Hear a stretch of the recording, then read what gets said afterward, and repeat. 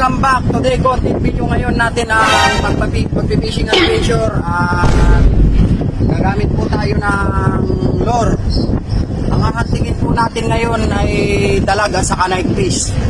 Kaya bago po natin umpisahan itong fishing adventure content natin at saka pagbablog na ito, ay nais ko munang mag-shoutout sa mga ka-master dyan at saka mga ka-fishing adventure. Shoutout muna tayo kay Kuya Prince Paparlan. Shoutout muna tayo kay Kachoy Fishing Adventure Team. At shoutout kay Gelbo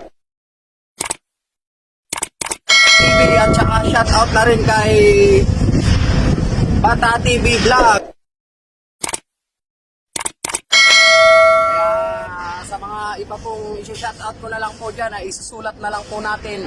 Alam niya, yabang mo. At umpisahan na natin ang pagkakatch ng ating lure at paghunting ng dalag. Kaya basahin nyo na lang po yung isusulat ko sa pag-shoutout at God bless po sa inyong lahat at umpisahan na po natin ang pag-fishing adventure na ito.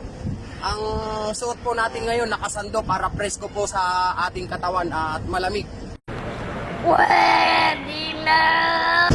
Kahit mainit ang panahon. At nandito po tayo ngayon sa Buting. Kaya umpisahan na po natin ang pag-fishing adventure.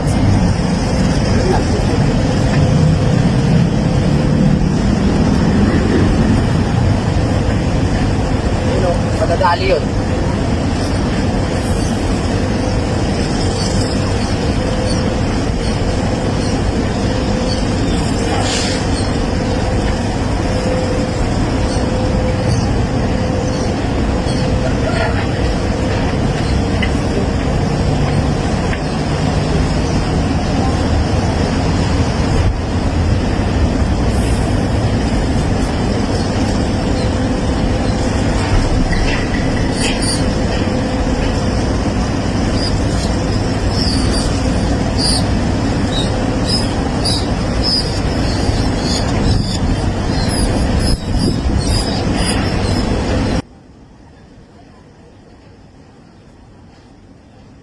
So ayan, lilipat na naman po tayo doon. Hanggang sa makarating po tayo doon. What? Bakit yan na inaasal mo? Ano ba ang drama mo sa buhay?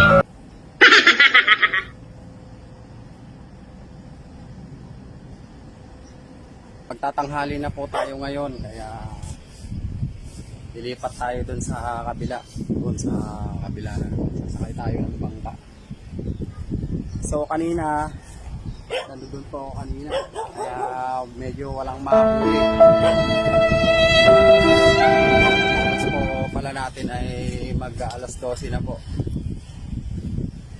11:50 na. Kaya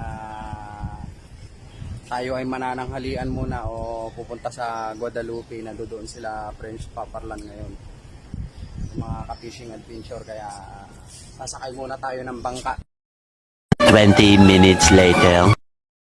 Natin ngayon ay 12:46. Wala po tayo ngayong huli kaya napadaan na ako dito sa merienda at pananghalian. Nandito pa tayo sa area ng Silong ng Tulay na ito sa Buting.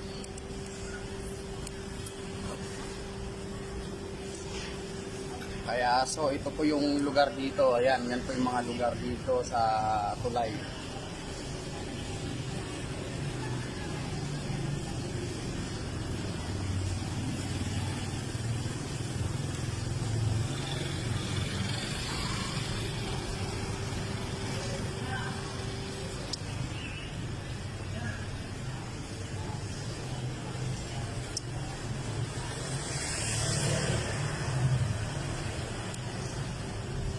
Kaya tayo'y uuwi na at makapagpahinga na rin. Maraming salamat sa mga nanood ng aking pag-fishing adventure. Kaya thank you for your watching na naman sa susunod na naman ng aking pagko-content ng video na ito. Thank you very much.